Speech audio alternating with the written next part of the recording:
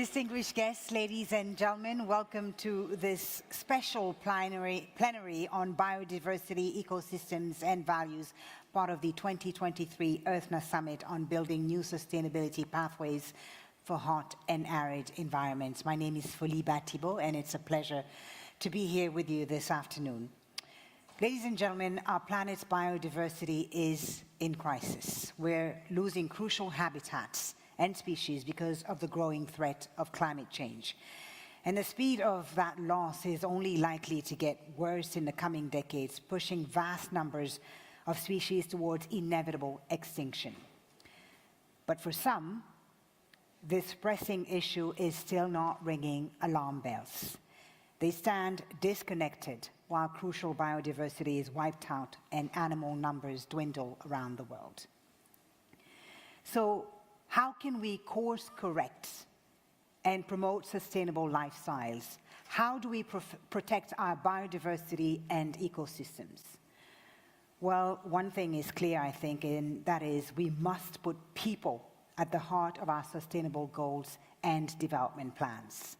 Local communities are the answer to protecting our biodiversity. They're the answer to protecting rich biodiversity conservation and the well-being of animals and their habitats. And there's one person in the world who knows that better than anyone else. Ladies and gentlemen, our special guest, Dr. Jane Goodall, is a legend in her own right. A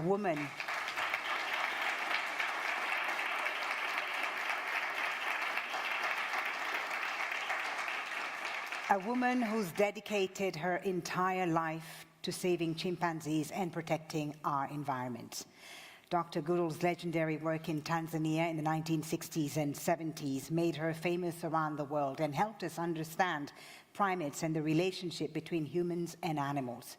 She was the first person to discover that wild chimpanzees were capable of making and using tools, a revelation that at the time shocked the scientific world because her discovery challenged the long-held belief that tool-making was what made us unique as human beings.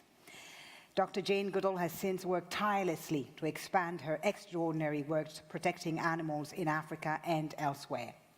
The Jane Goodall Institute, dedicated to conserving wildlife and the environment, has offices in more than 24 countries. In 1991, she founded Roots and Shoots, a global program to engage young people in nearly 60 countries. She's received numerous awards and accolades for her significant work spanning 60 years. Her work has never been more important than it is today. Ladies and gentlemen, before I bring out Dr. Goodall, please take a look at this short video entitled Make a Difference. It's been an amazing journey, this life of mine. This planet has filled me with the wonder of all living things, great and small. We cannot ignore this earth that surrounds us, that feeds us, shelters us, replenishes our bodies and our souls, and stretches our imaginations, where animals, plants, air, water, all care for us. We're all interconnected. People, animals, our environment. When nature suffers, we suffer. And when nature flourishes, we all flourish. I do believe in the possibility of a world where we can live in harmony with nature, but only if every one of us does our part to make that world a reality, so that when you look back over your journey, your life, you can truly say, I did make a difference.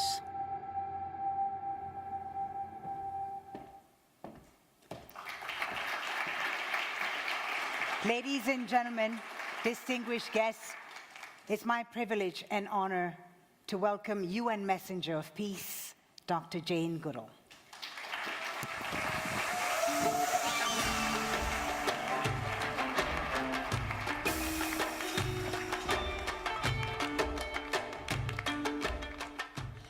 Well, thank you for a wonderful welcome. Thank you for inviting me to this wonderful event. And I think you deserve a very special greeting. We've had today Arabic and English. Now let's have a little bit of chimpanzee to start with.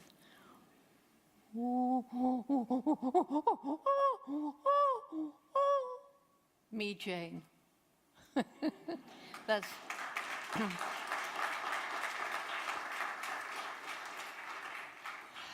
So I've lived almost 90 years on this planet. I have seen major change. And so I suppose I'm in a good position to talk about sustainability because I've seen so much instability since I was born. But what I'm going to do first is to try and help you understand how it is that although most people who've heard of me think of me in relation to chimpanzees, why am I now traveling the world? Why do I get a greeting such as I just had? Well, I was born loving animals, and I was born with a very, very amazing and supportive mother, so that she supported this love of animals. And when I was growing up, television hadn't been invented. Obviously, there were no computers, no smartphones, no social media. So I had outside nature and books, and I loved books. And it was when I was 10 years old, during World War II, I'd saved up enough of my few pennies, pocket money, because we had very, very little money. And I used to spend hours in a second-hand bookshop, and I found this little book called Tarzan of the Apes. Took it home, read it up my favorite tree, which is still there, by the way. And of course, I fell in love with this glorious Lord of the Jungle. And what did Tarzan do? He married the wrong Jane. So I knew there wasn't a Tarzan, of course, but that's when my dream began. I will grow up, go to Africa, live with wild animals, and write books about them. No thought of being a scientist. That didn't happen for girls in those days. And everybody laughed at me. How will you get there? Africa's far away. It's a dangerous place. Anyway, you're just a girl. Interesting on International Women's Day, that's how my first dream was greeted, but not by my mother. Jane, if you really want to do something like that, you're going to have to work really hard, take advantage of every opportunity. If you don't give up, hopefully you find a way. And that's the message I've taken around the world to young people, particularly in disadvantaged communities, particularly to young girls. And I wish my mother was around to know how many people have written to me or said to me, Jane, I want to thank you. You taught me that because you did it, I can do it too. So that's a great legacy for my mother.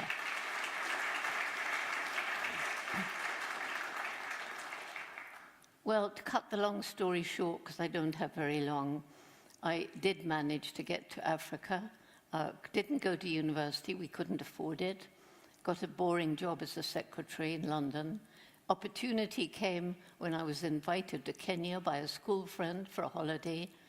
To get the fare, I had to work in a hotel around the corner as a waitress. Finally got enough money. Journey by boat. In those days, there were very few planes, so they were very expensive. And we went all the way around the Cape of Africa because the Suez Canal was closed during a war between Britain and Egypt. And the first place I set foot on African soil was Cape Town, this beautiful place with the iconic Table Mountain. And there was a friend of my parents there who said, I'll look after Jane for the 2 days the boat is in dock. And it was exciting. I was in Africa. But then, as they took me around, I began seeing on the backs of seats and doors to the hotels and everywhere these words in Afrikaans, legs blanc. I said, what do these words mean? White people only. I wasn't brought up to judge people by the color of their skin. My grandfather was a congregational minister, and when I knew that, because it was the height of apartheid, I couldn't wait to leave Cape Town. It was better in Kenya. That was just on the very verge of independence from colonial Britain. And it was there that I heard about Dr. Louis Leakey, famous anthropologist, paleontologist. And somebody said, Jane, if you're interested in animals, you should meet Louis. He took me around the Natural History Museum where he was curator. And I think he was impressed by how much I knew about animals, even though I'd only just come from England and hadn't been to university. But the reason that he chose me to study not just any animal, but the one most like us, the chimpanzee, was because he took me on a little safari, one of the digs he and his wife went on every summer searching for fossils. And one evening, and this is in the middle of the Serengeti, Olduvai, some of you might know it, and all the animals were there then. It's completely different to today. And one evening when I was allowed to walk out on the plains after the hard day's work, there was a young male lion. He's about as close as the other end of this room.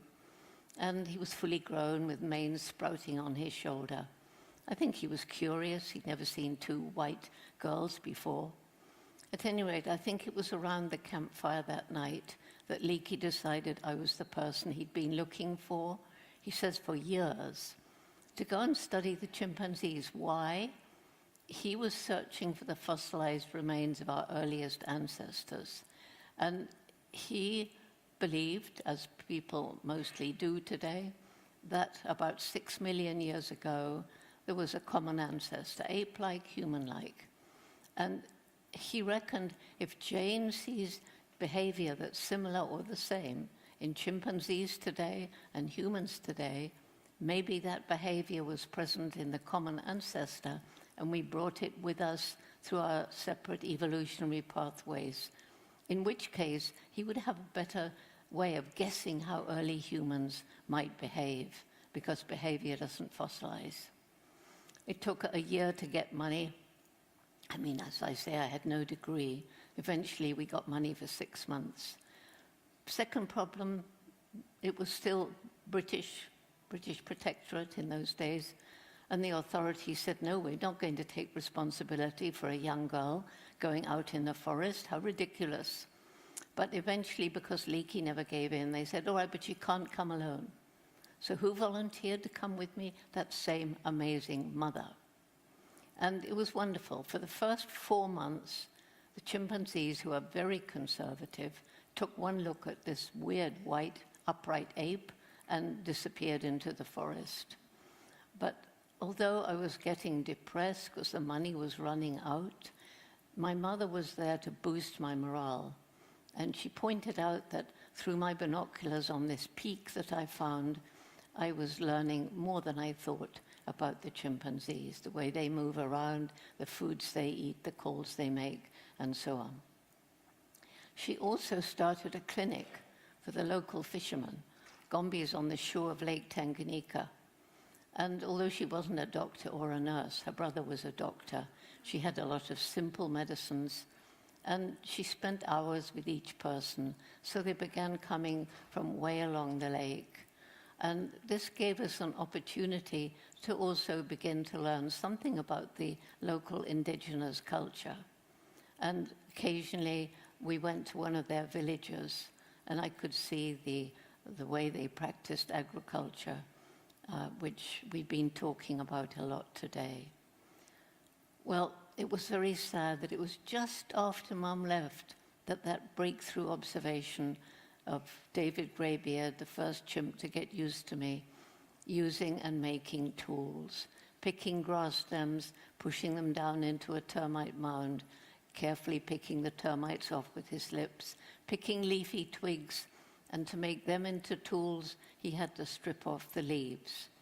And as you heard, back then it was very exciting. It wouldn't be now. We know other animals who use tools and even make tools. But back then it was thought that humans and only humans used and made tools. If somebody had gone and talked to the indigenous people living in the rainforest, they could tell you chimpanzees use tools. I've met them and they've told me. But of course, back then, that didn't happen. It was only missionaries going out to convert the natives. So it was that observation that enabled Leakey to go to the National Geographic Society, and they gave money for me to carry on with my research. I got to know the different individual chimpanzees. I got to know some of their so human-like behavior, the gestures, postures, kissing, embracing, holding hands, begging, males competing for dominance, swaggering upright with lips bunched in a furious scowl, reminding me of some human male politicians. And the way the mothers raise their young, the long-term bonds between mothers and their growing offspring throughout life, and that can be slightly more than 60 years. It was shocking to find that chimps, like humans, have a dark side. They can be aggressive, even a kind of primitive war between neighboring communities when they kill each other. But they can also, like us, show love, compassion, and altruism. After I'd been with them 2 years, Leakey said, well, I picked you because your mind wasn't biased by the very reductionist way that the ethologists were thinking about animals at that time. But now, he said, I need the scientists to take you seriously, and you must get a degree. So he got me a position in Cambridge University to do a PhD. He said, there's no time for a BA. And yeah, so you can imagine I was very nervous. Think how I felt when many of the professors told me I'd done everything wrong. I shouldn't have given the chimpanzees names, no David Greybeard, Flo, Mike, and so on. Numbers, that was scientific. I couldn't talk about their personality, their minds, or their emotions. Why? Because those were unique to humans. And it was the chimpanzees, especially when the film began to go around the world of their behavior, proving that what I said was true. It was then that science gradually began to change its attitude. And so, although today there are still some who maintain that animals are merely things, for the most part, people understand we humans are not the only sapient, salient beings on the planet. And that's opened a whole avenue of research into the intelligence and the emotions of other animals. So we know now it's not just apes and monkeys and elephants and whales and dolphins that are intelligent, but so too are pigs and rats, and so too the birds, particularly parrots and crows, and so too down to the amazingly intelligent octopus. And if you haven't seen my octopus teacher, it's on Netflix, and it's an amazing, amazing film. So I mention that because for me, when we're thinking about this sustainability, and we talk about protecting biodiversity, and we talk about the need to protect the environment, it's always because of us. But we mustn't forget that we share or should share this planet with other amazing beings. And it's wrong of us to assume this mighty superiority. It seems to be inherent in the human nature. There was a time when the white man thought that he was superior to all the native people that he encountered around the world. And so slavery came into existence. And now we're enslaving the animals. But maybe there'll be the same sort of revolution today as there was back then. At any rate, I got my degree, I went back to Gombe, and they were the best days of my life. I could spend hours out in the rainforest. I was learning about this amazingly complex ecosystem where every plant and animal and tree had a role to play in this beautiful web of life. And all independent, so that when you pull one strand from the web, as a species disappears, and then you pull another, eventually the web collapses and the ecosystem will collapse. And I make a point of that because we humans are part of the natural world. We depend on it for everything, for every breath of air, for every mouthful of food, for our clothes, for everything. But what we depend on is healthy ecosystems. And it's the ecosystems that, in the way that we're harming the planet, we are damaging. And this is not good for the future. So why did I leave this beautiful world? Because I realized in 1986, and I began in 60, by the way, 1986, at a big conference, I realized that right across Africa, chimpanzee numbers were decreasing and forests were being destroyed. And so I knew I had to try and do something. I didn't know what. Got some money together, visited the, by then, 6 other chimpanzee research sites across Africa. And It was basically to learn how chimp behavior differed or didn't differ from environment to environment. Was there something, as I believed, like culture in chimpanzees? Yes, we now know that there is. It was ridiculed at the time by the scientific establishment. But anyway, I visited these sites. I learned a lot about the plight faced by the chimpanzees, but I also learned about the plight faced by so many African people. The crippling poverty, the lack of health and education, the degradation of the land as their families grew and they and their livestock moved further into the forest. And it came to a head when I flew over the tiny Gombe National Park, which had been part of the equatorial forest belt stretching across Africa. And by the late 1980s, I was shocked. I flew over in a small plane. And it was just, Gombe was just a little island of forest, and around were bare hills. More people living there than the land could support. Overused, infertile farmland. People struggling to survive. Cutting down the trees in their desperate effort to survive, to make money from charcoal or timber, but mainly to create more land, to grow more food for their ever-growing families. And that's when it hit me. If we don't help these people find ways of making a livelihood without destroying their environment, we can't save chimpanzees, forests, or anything else. And so the Jane Goodall Institute began our program, Take Care, or Takari, a very, very holistic program, which includes scholarships to give girls a chance of secondary education and microfinance programs to give particularly women an opportunity to start their own small, environmentally sustainable businesses. And it includes a great deal more. And it's been very successful. It's now in 104 villages throughout Chimp Range in Tanzania and in 6 other African countries. And the great benefit is that the people understand that protecting the environment isn't just for wildlife, it's for their own future. So they have become our partners in conservation. And as you heard, we need to live in harmony with nature. And unless we build people into the picture, this can never happen. And that was the problem with early conservation efforts.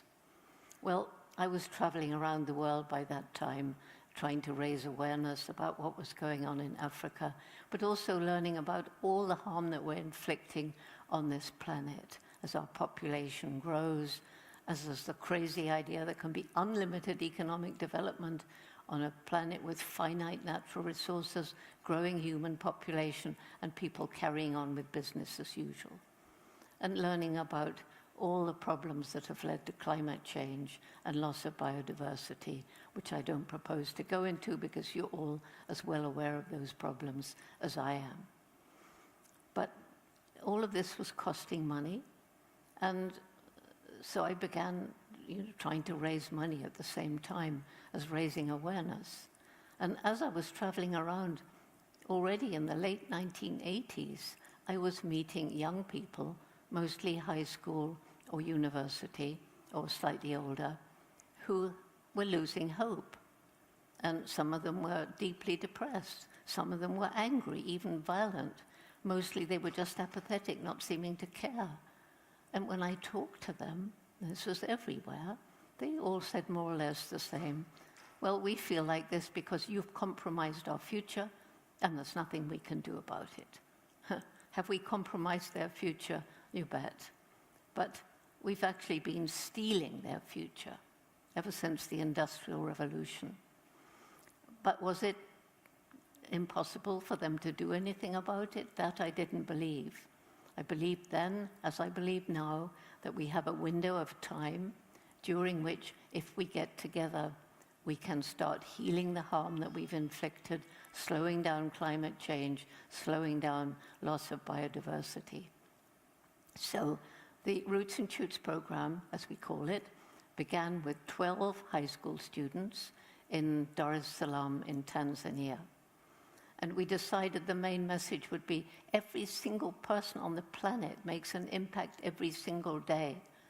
And those of us who can Let us choose wisely and ethically how we live that day. And we decided that because everything's interrelated, each group would choose. We wouldn't impose it on them. They would choose 3 projects together between them. 1 to help people, 1 to help animals, 1 to help the environment. And the program has now grown. It's now, presuming and hoping that it will start in Qatar. It's now in 87 countries. This will be the 87th country. And it's my greatest reason for hope. Young people, once they understand the problems and they're empowered to take action, they're changing the world. And Roots and Shoots is flexible. So what the children choose will depend on their age, their economic status, their environment, sometimes their religion, sometimes the political situation in the country. But they'll choose projects that are relevant to where they are, as well as joining international campaigns for the relief of, for example, the refugees in Ukraine or the climate refugees. And they are changing the world. They give me the greatest hope. There's also the resilience of nature. No more bare hills around Gombe. Give nature a chance and she will come back.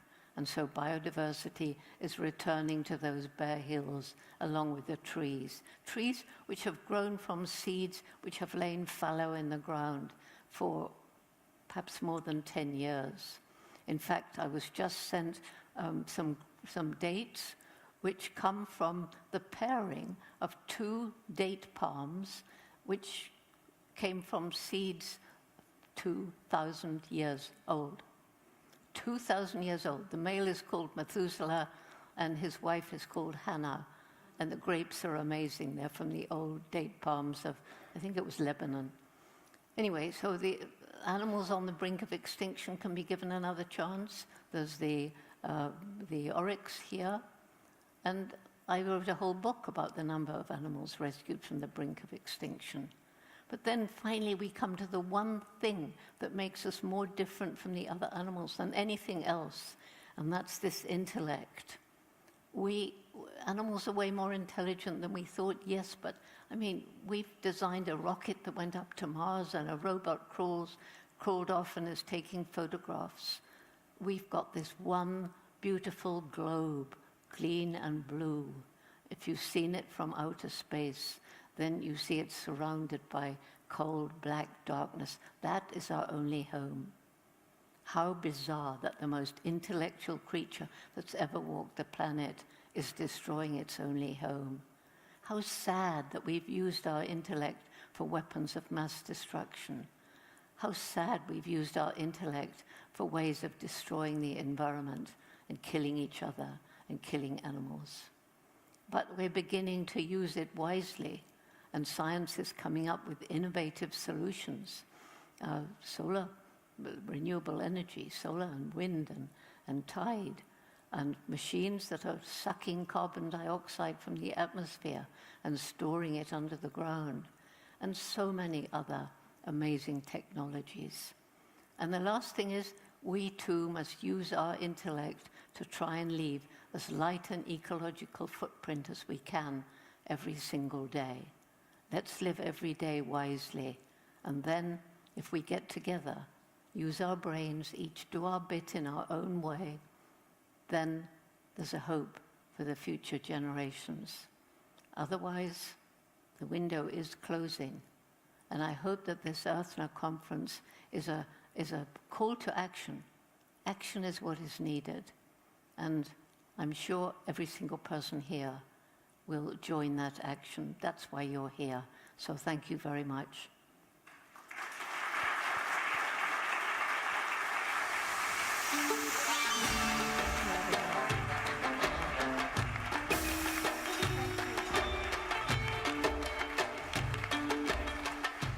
Thank you very much. Thank you. A standing ovation indeed for Dr. Jane Goodall. Thank you.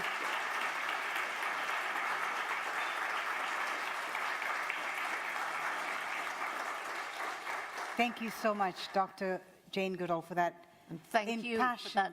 presentation. Thank you. Thank you. I think we were all very moved by what you said. Thank you for sharing your life story with us. I know there'll be a lot of questions from our audience here in Doha, but I wanted to ask you just a few of my own questions first, if I may, Dr. Goodall. It's an honor to be sitting next to you on International Women's Day because you are, of course, a trailblazer for many women around the world. I wanted to ask you first, what is the one single most important thing you have learned in your career as you studied animals and the environment? What lesson would you, in one sentence, like to share with us here? Well, I think I've shared it already. But if there was one thing that you wanted us to leave with? To remember that we humans are not the only sentient, sapient, feeling beings on the planet, and show respect to the other life forms that we should be sharing the planet with. Yeah. Now, March 8th, as you said, is International Women's Day, and yourself, Gian Fossi and Birute Caldigas are part of a special group which is called the Trimates, or Leakey's Angels, sometimes called Leakey's Angels, 3 women who were chosen by anthropologist Louis Leakey to study primates in their natural environment. Can you tell us how you think being a woman helped you succeed in a scientific world dominated by men? Well, for one thing, Leakey chose me because I was a woman, because he felt that women might be more patient in the field. And if you look at our role throughout evolution, our role has been to be maternal and to look after the family. And if you're not patient, you'll not do a good job at that. So maybe patience is somehow innate in us. It's interesting that men are getting more involved in looking after the family these days. But you know, when I began, I wasn't really, I mean, science was male-dominated, but my particular field, being out in nature, wasn't male-dominated. It wasn't dominated by anybody. I was the first, just about. So, you know, okay, there was George Scheller studying gorillas, Yes. but only for a year. And there were 2 men in South Africa studying baboons, and there was 1 woman somewhere, I'm not sure where, studying giraffe, but that was it. And how have you seen the evolution? What is your response to how women now are involved in the scientific world? There's much more involvement from women we've seen over the past few decades. How inspiring is that for you? Well, it's very inspiring because of the number. I mean, I'd say literally in hundreds of women who've written to me or said to me, you know, well, I'm in this field because of you, and you, as I say, you taught me, you did it, I can do it too. Right. And of course, they're in all sorts of branches of science now. I've seen the role of women in so many countries just increase exponentially. And unfortunately, in some countries, that's not true. And I mean, we all have to have bleeding hearts when we think of Afghanistan. It's terrible what's happening to women there. Yeah. They can't even go to university. So we've got a long way to go. Yeah, we've come a long way, but there's still a very long way to go. Still a long way, and same with discrimination, racism. Indeed. Indeed. Now, you talked about, in your presentation, if we're going to protect our environment, we also have to help the people who live in that environment. You talked about the African continent. How have you seen it evolved for the people on the continent in these regions and areas that you worked with? It's much worse than it was decades ago, isn't it? Much worse in terms of their livelihoods. They've lost quite a lot. Well, they've lost quite a lot, but with our program, they've gained. So they're rising out of poverty all the time. And we've just produced a book called Local Voices, Local Choices, because right from the beginning it was community-led. We've worked with them. We've listened to them. We've sat down with the elders. We've heard the indigenous voices. Our agriculture is developed around their own indigenous practices. And it's talking to the people who've benefited. It's very inspiring. And I was very inspired when Muhammad Yunus took me to Bangladesh, and I met the women, the first recipients of money from the Grameen Bank. And that's why we introduced our microfinance programs around Gombe. All right. So big change. Yeah, so it is making a lot of change in the lives of these people. Let's take a few questions from the floor now. We have a roving microphone. We're going to take questions in batches of 3. Please don't be shy. You've got a living legend sitting right next to us. I know you've got plenty of questions. Let's see some hands raised. Yes, there are 2 ladies in the second row here. If we could bring the microphones to them, please.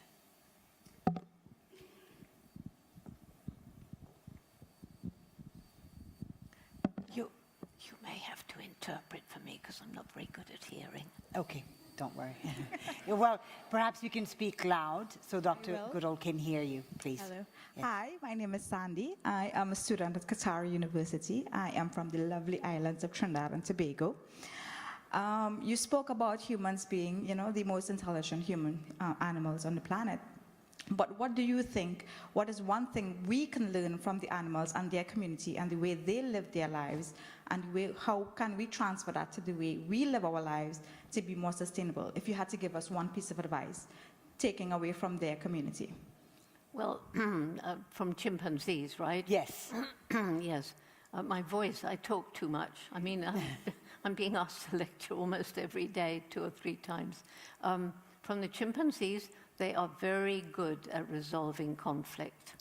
And, okay, they can be very aggressive, and you've got a big male, and he's attacking a female, and there's a lot of tension going on, but the one who's been attacked will approach the attacker with submissive gestures, sometimes screaming, sometimes even backing towards, ready to run. But almost always he will reach out and gently pat or even embrace. So there's aggression and then there's makeup. And we could learn from that. Because too often people have an argument and they go away angry with each other, and it festers and festers, and it gets harder and harder to make up at the end. Indeed, it does. Another question from the young lady there. Hello, doctor. My name is Najma Sahar. I'm a research assistant and also a graduate student at Qatar University. Your talk was very inspiring, and I have a question that's more on the social side. So I just want to know what's your perspective, or if you have any advice on how you have tackled all the different roles that women have in society. Obviously, you're a very renowned scientist, and you've had other roles and other things that you've done in life as well. And often it can be quite overwhelming to have this burden of being, just at home, domestic, or out there. So how have you managed so well to do all of this and be here and be such an inspiring role model for all of us? Yeah. Well, I wish they put the lights up a bit so I could see people. How do I manage? I'm very good at living in the moment. So here I am, and I'm here with all of you right now, in the present. And as problems come up and they can seem overwhelming, but then that problem's got to be pushed aside so that you can do what it is you must tackle for the moment. And also you have to realize that there are some things that really upset you. Like I mentioned, the women in Afghanistan, if I could do something, I would, but I know I can't. So I mustn't spend time agonizing over that. I must use my energy to help in a situation where I can make a difference. Thank you very much for your response, Dr. Goodall. Another question, perhaps. Yes, a young man in the back there. Hi, my name is Eitan. I'm a student in 9th grade. I would like to ask about, because I know there's many people who care about animals and biodiversity, but then there's also many people who are not aware of the situation and what's going on. And I want to know, why should people care about this? Why should people care about preserving nature and biodiversity? Well, it's very simple. If we don't protect nature and biodiversity and ecosystems, that's the end of us. So if we care about our own future, we must work to create an environment that will sustain us into the future. And an environment that will sustain us will also have to be rich in biodiversity, because those are the ecosystems on which we depend. Thank you very much for your question. In the back row there, Jen. An old man here. You have made my day, Jane, by being here and daring to be what you are. Thank you for being that. Thank you very much for your very sensitive presentation. And only one thing rose in my mind when you spoke about the plight of people out in Africa, in the chimp area, where you told that they're deprived of whatever we consider great, including education. So that is my question, whether this education is required for them at all. What we speak to be about education for the various cultures, we take it for granted that the education we are right now having is the education to be given. Is it required at all for them? Can't they be happy and surviving in their diverse region and cultures without what we call education today? Thank you. Well, yes, of course, but we worked on education because that's what they asked us for. They wanted better education for their children. And a lot of people, even in remote villages, understand one way out of poverty is good education for their children. But of course I often walk through an African village at night, and there's little fires, and there's people laughing and people singing. They have very little money by our standards, but they're happy. And this is what we need, a new way of defining success. We tend in the Western world to think of success, and it's spread as making money and power. But isn't it better to have a life where you have what you need, you can look after your family, you can spend time in nature, and be happy? That's the way, that's the mindset we've got to change. But it's going to be difficult. We've got into this materialistic way of living and the rat race, and it's difficult to make a living, and some people find they're living in real poverty. They can't be happy. And you can't be happy if you're very wealthy and always worrying about your stocks and shares and what's going to happen. Right. People are stressed and they're getting strokes and heart attacks. Are the people that you have encountered in these regions in East Africa, are they aware today of the dangers that's facing the environment they live in? Yes. Yes, they are. And they're, especially the youth. And the youth, young people are changing their parents all the time. When we began our roots and shoots in Tanzania, there was no such thing as volunteerism. And we started with a whole lot of young men, actually. And the parents and friends were laughing at them. You're picking up litter and nobody's paying you. You must be crazy. Now there's volunteerism, and we've got roots and shoots in every district in Tanzania. Yeah. And as I say, in 68 other countries. Right. Okay, let's take a few more questions. Yes, the lady in the white there, please. Go ahead. Oh, please, can we get her the microphone? Thank you very much. As you can see, there are a lot of women here today in the audience. Hi, Jane. Thank you for your talk. I'm Connie. I'm also a research assistant at Qatar University. My question kind of harks to the point you just made, in a sense that in the Western world, a lot of people hear talks like this. They hear about biodiversity loss and the climate crisis, but it's very much out of sight, out of mind. We know that the smaller communities, the communities that live on coastlines in developing countries, they're the ones taking the brunt of the impact of our decisions.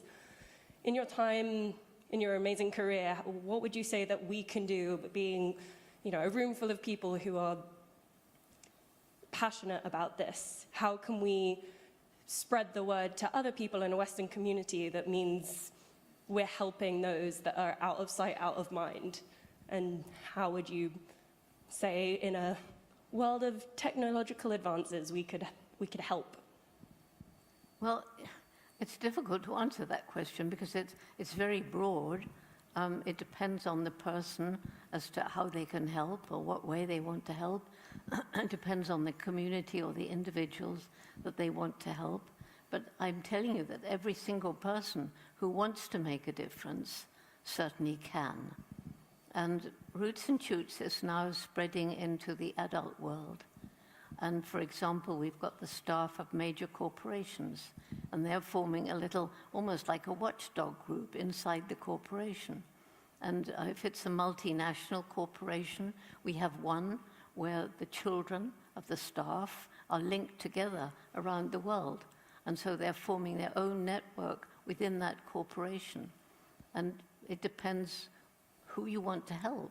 If there's somebody you want to help, or some particular situation you want to help, then you will find a way to help and get together with your friends and work out what you can do.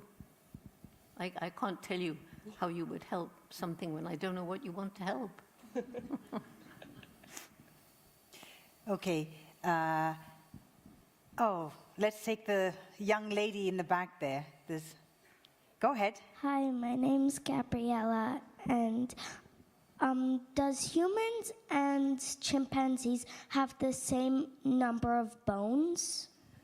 There you go. A very scientific question for you, Gabriella, the young lady. Do humans and chimpanzees have the same number of bones? Bones? Bones, Oh, yes. Yes, we have the same number of bones. That's a great question, Gabriella. Yes, it's lovely. I believe we've got 2 teeth less. I'm not sure about that. You'll have to Google it. I'm not sure. We share 98.6% of the composition of our DNA. Yeah, and I saw this amazing video of one of the chimpanzees that you had fostered, I guess, being released into the wild. Yes. And right before he left, he turned around, it was a she, turned around and gave you a big hug. Well, it was the most, I should have brought it because we could have shown it now. Yeah.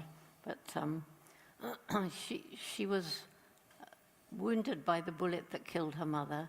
She was part of the bushmeat trade, or maybe the live animal trade, because they're still shooting mothers to steal babies, to sell them overseas. I'm afraid a lot come out to this part of the world as pets, very inappropriate and very sad. It's like taking a child from its mother.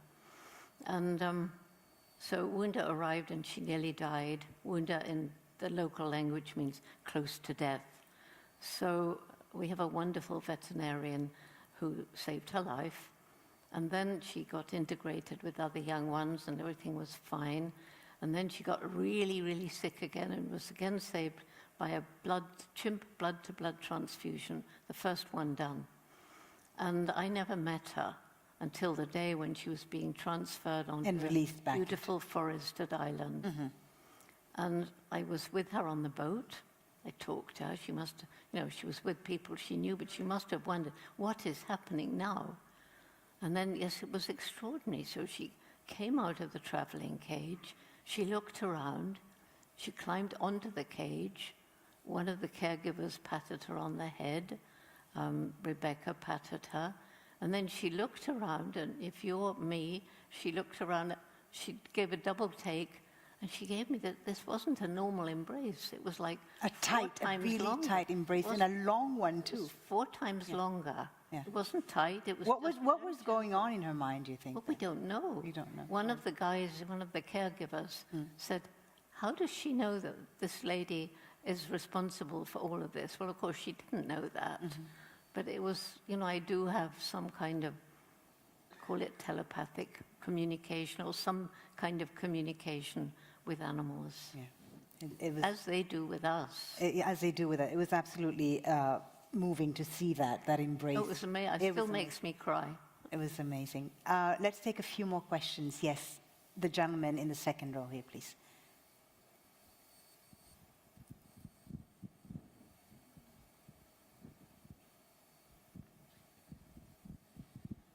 Hi there. Thank you for your talk today, Jane.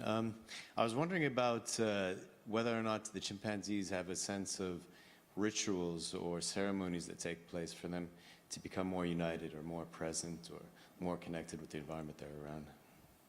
Well, I'm not sure it's to become more united, but they do have the most amazing, we call them waterfall displays, there's a couple of really long waterfalls. This particular one is 80 feet. It's not a big river, it's a little stream, and it's not very deep, and it's very rocky. So the noise of the water falling down the cleft that it's worn in the rock, you can hear it as you approach, you can hear this thunder, and it gets louder and louder. And the chimpanzees, particularly the males, the hair will become erect, and as they get close, they'll actually sway from foot to foot upright in the stream. Normally, they don't want to get their feet wet, and they bend down and they pick up and hurl big rocks, and they'll ooh, ooh, ooh, and sometimes they'll climb the vines beside the waterfall and swing out into the spray. And then at the end, you can sometimes see them sitting, they're looking up at the water, and their eyes are following it, and they're following it as it flows away. So what is this stuff that's always coming, it's always going, but it's always here?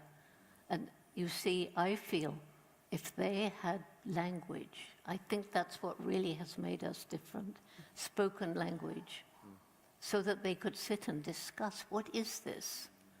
Then wouldn't that become something like one of the early animistic religions, the worship of the sun and the stars, and the things that early man didn't understand?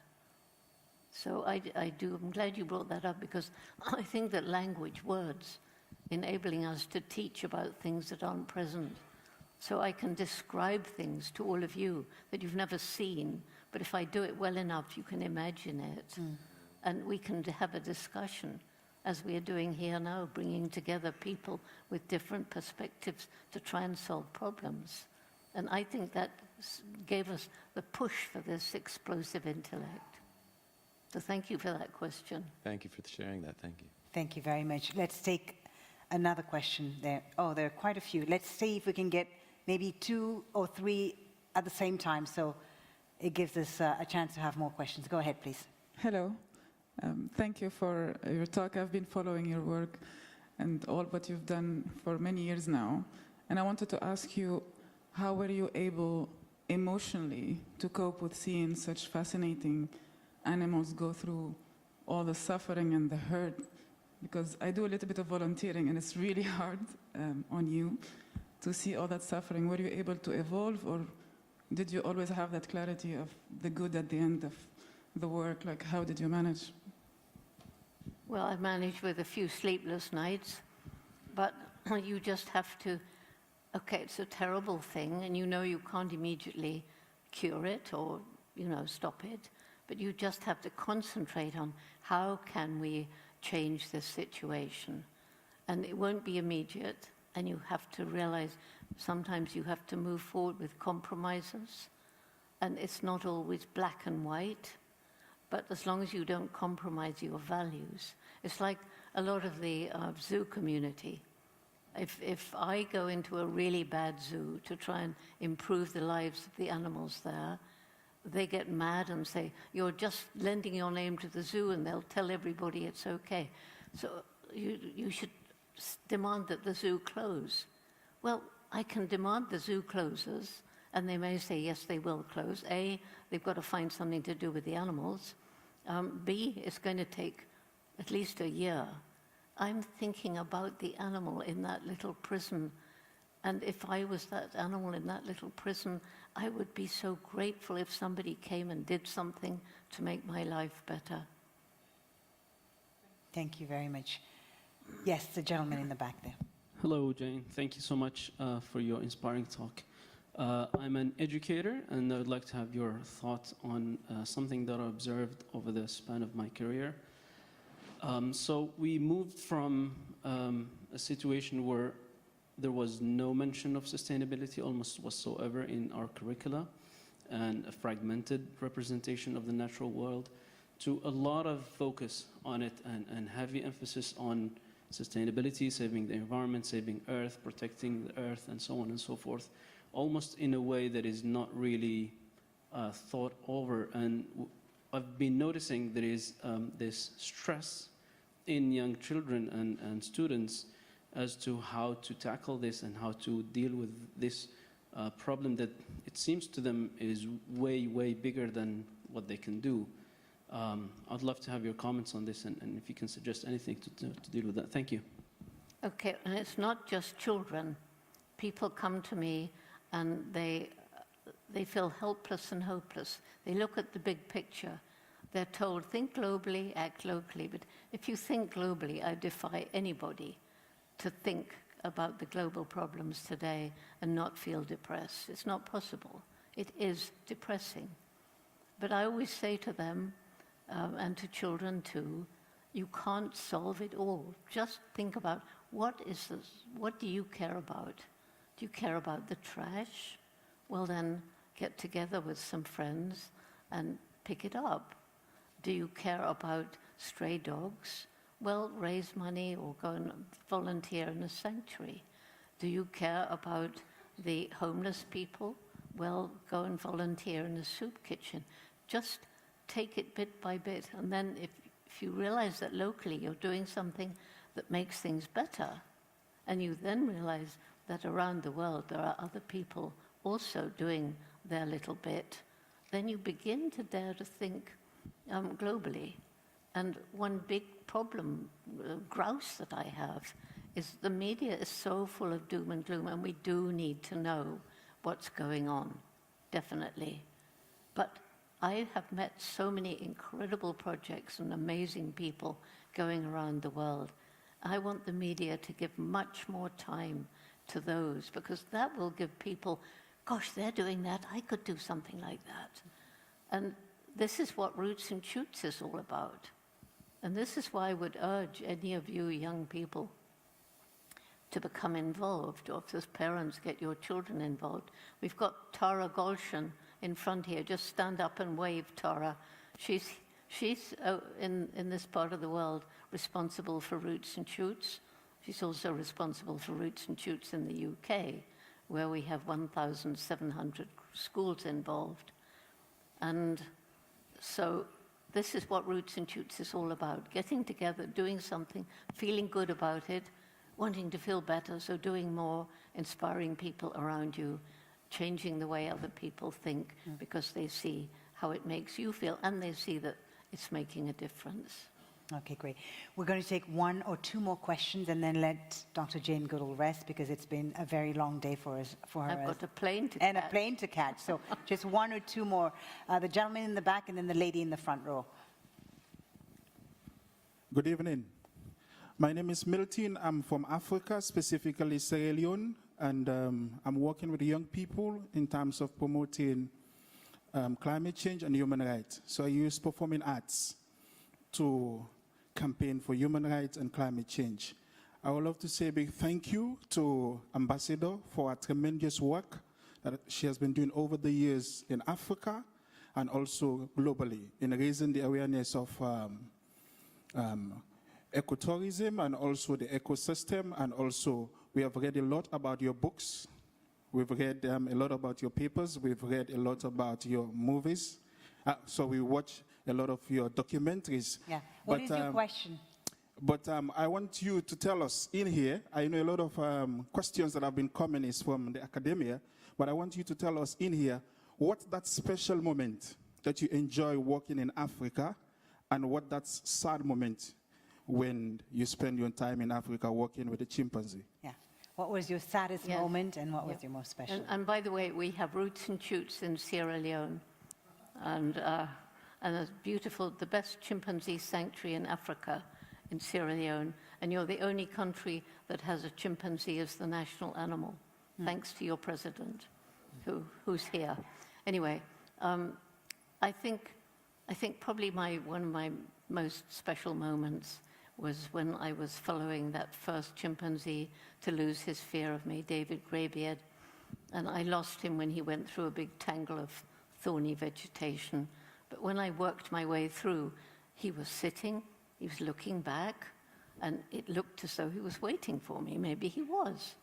So I sat down near him, and there was a lovely ripe red palm nut on the ground, which chimps love. So I picked it up, and you better be me. Hold out the palm nut on your hand. Okay. So he turned his face away. So I put my hand a bit closer, and he looked directly into my eyes. He took and dropped the nut. He didn't want it, but he very gently squeezed my fingers, which is how chimpanzees reassure each other. Wow. So in that moment, we spoke with a communication that must have predated human words. We understood each other perfectly. Thank you so much. He wanted to know about your saddest moment, but I think we'll leave it on that hopeful. I don't want. I don't want to talk. We don't want to talk about sad moments. I don't want to hear about sad moments either. That was just such a beautiful story. I wasn't planning to answer it. Okay, we'll take one last question from the lady here, and then we'll let you go, Dr. Jane Goodall. Can you bring the microphone to the front row, please? Thank you very much. Hello, Doctor. My question is more practical in being here in Doha. How can we be more conscious about our day-to-day activities and the effects that it may have in, let's say, in other parts of the world where there's more biodiversity? How can we take small steps? Should we be doing less laundry? Should we be using glass, instead of plastic bottles? What can we do? And also, I want to ask about your opinion on ecotourism, because here in Qatar, we tend to travel a lot. But how do you feel about those two things? Thank you. Okay, well, one, you've answered yourself. I mean, what you do, it depends on what you care about. And one thing that's very important is ethical shopping. Because you all have a choice as to what you buy. Some people don't. But, ask yourself, did its production harm the environment? Was it cruel to animals? Is it cheap because of unfair wages somewhere? And if so, don't buy it, because consumer pressure is changing business. So that's one thing. Ecotourism depends how it's done. And like in the Serengeti, which when I knew it was wild and free and full of animals, now I talked to somebody the other day, and he was in one of these, just him and a driver. But they all are linked now, they all talk to each other. And so the driver was told by another driver, there's a lion kill. So they went up, there were 22 minibuses around the lion kill. He couldn't get a photograph without a minibus in it. That's irresponsible tourism. So tourism should be controlled, and there's also a kind of very demeaning way that the local people are paid, like the Maasai. There's one village where tourists are taken, and the Maasai are paid to wear traditional clothes and do traditional things. And it's absolutely demeaning, and their eyes are dead. That's not good tourism. Thank you. Thank you so very much, Dr. Jane Goodall. Please, a round of applause for Jane Goodall, for being with us today and sharing her remarkable life and career. Thank you so very much. We're going to let you go. But I've got to end with one special way. I know, you've got one special, is it a video? No. Okay. We don't have the video. Okay. No. I'll let you surprise all of us then. Okay. Okay, I have to stand up for this because at the end of our Roots and Shoots gatherings in Tanzania, we're trying to bring young people from different parts of the city or different parts of the country. And I found that they were getting together at the end of one of these gatherings, and they were just chanting, "Together we can," meaning we can save the world. So I said, yes, we can. We do know what we have to do, but do we have the will? Will we? So then they started saying, together we can, together we will. And I said, yes, because we must. So I would like you all, if you care, and if you believe, I would like you to stand up and join me in saying, listen, together we can, together we will, together we must. Okay? 1, 2, 3. Together we can, together we will, together we must. Thank you. It's a good way to end. Thank you very much. On that hopeful note, we conclude this plenary on biodiversity, ecosystems and values My gratitude once again to Dr. Jane Goodall for joining us today. Thank you all for taking part in the Earthna Summit 2023. Don't forget, by the way, to visit Earthna Village, which is in Bharat Musharraf, you know, the square right behind this venue here. If you want to find out more about this special, bustling neighborhood of Doha, which is also rich in culture, take the tram and take the tour of Bharat Musharraf and join us tomorrow for day 2 of the Earthna Summit. Thank you all very much once again. Thank you, Dr. Jane. Thank you.